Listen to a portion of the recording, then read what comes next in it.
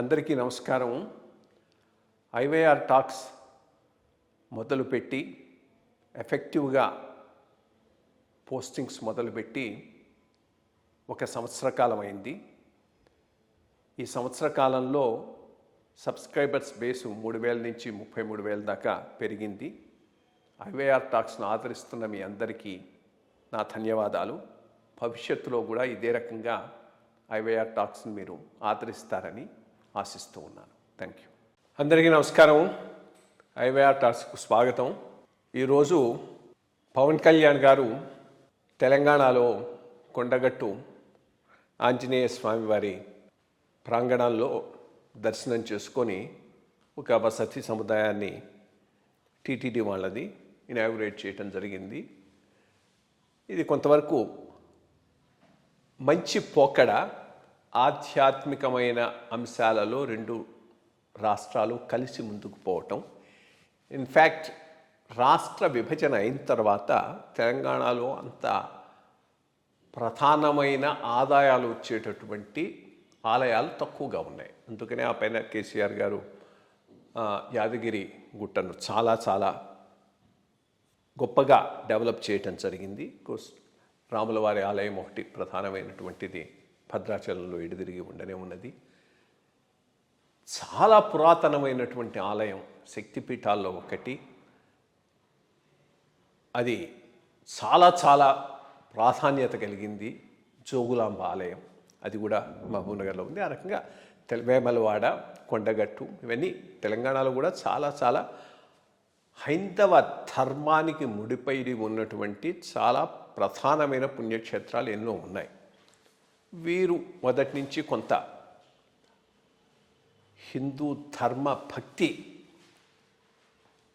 ఆ పంథాలో నడుస్తూ ఉన్నారు. మంచిది.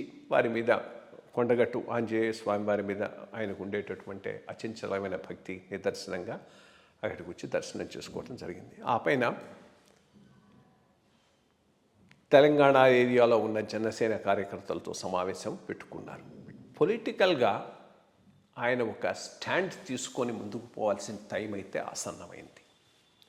తెలంగాణలో ప్రత్యేకంగా పోటీ చేయాలని, అస్తిత్వాన్ని నిలుపుకోవాలని ప్రయత్నం అయితే చేశారు. Last time I think assembly ఎలక్షన్ల టైంలో బీజేపీతో పొత్తుతో కూడా కొన్ని సీట్లు తీసుకొని కంటెస్ట్ చేయటం జరిగింది. కానీ అదంతా సక్సెస్ఫుల్ కాలేదు. ఆంధ్రాలో కూడా ఒక రిజిమ్ను మార్చే మేజర్ పార్ట్నర్ పార్టీగా ఎదిగిందే కానీ తనంత తానుగా మెయిన్ పార్టీగా ఎదిగేటటువంటి స్థాయిలో ఈరోజు వరకు జనసేన లేదు. ఐడియాలజికల్గా ఆల్రెడీ ఈయన బీజేపీతో ఐడెంటిఫై అయిపోయినాడు. మొదటి నుంచి ఉన్నది అది కాస్త గత కొన్ని సంవత్సరాల్లో ఎక్కువైంది. హైందవాన్ ఎజెండాను గట్టిగా టేకప్ చేస్తూ ఉన్నాడు. ప్రతి చోట కూడా దాని మీద గట్టిగా రియాక్ట్ అవుతున్నాడు. అదొక ప్లస్ పాయింట్. సో ఇటువంటి టైంలో బీజేపీకి ఎంత దగ్గర అవుతాడనే దాన్ని బట్టి ఆయన భవిష్యత్తు ఆధారపడి ఉండేటటువంటి అవకాశం ఉన్నది. ఒకవేళ ముందే చర్చించిన విధానం ప్రకారంగా బీజేపీలో జనసేనను విలీనం చేసుకొని ముందుకు తీసుకొని పోతే మేబీ రెండు తెలుగు రాష్ట్రాల్లో బీజేపీకి ఒక ప్రధానమైనటువంటి రాజకీయ నాయకుడిగా ఆయన ఎదిగేటటువంటి అవకాశం చాలా చాలా ఉన్నది. ఎందుకని దానికి ఇంకొక కారణం ఏంటంటే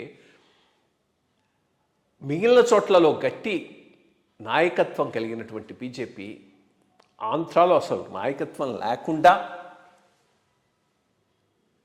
ప్రాబ్లమ్స్లో ఉన్నది. తెలంగాణలో నాయకత్వం ఉన్నా అంత గట్టిగా వాళ్ళు ముందుకు రావటం లేదు. ఇటువంటి పరిస్థితుల్లో ఒక గోల్డెన్ ఆపర్చునిటీ అయితే ఆయనకున్నది ఎదగటానికి. మరి చూడాలి ఏ రకమైన డెసిషన్ తీసుకుంటాడో.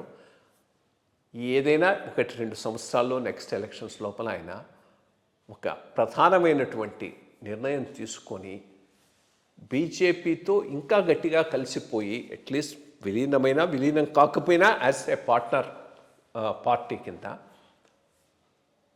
అదే రకంగా ఉండిపోతే మాత్రం ఒక అటు నుంచి ఇటుకు ప్రభుత్వాలను మార్చే పరిస్థితిలో ఉంటాడే కానీ తనంత తానుగా ఏర్పాటు చేసుకునే స్థాయిలో ఎదిగేటటువంటి అవకాశాలు ఈరోజు ఆ పొలిటికల్ స్పేస్ అయితే రెండు రాష్ట్రాల్లోనూ జనసేనకు లేదు. చూద్దాం ఏ రకంగా ఆయన నిర్ణయం తీసుకొని ముందుకు పోతాడనే దాని మీద ఆయన భవిష్యత్తు కూడా ఆధారపడి ఉంది.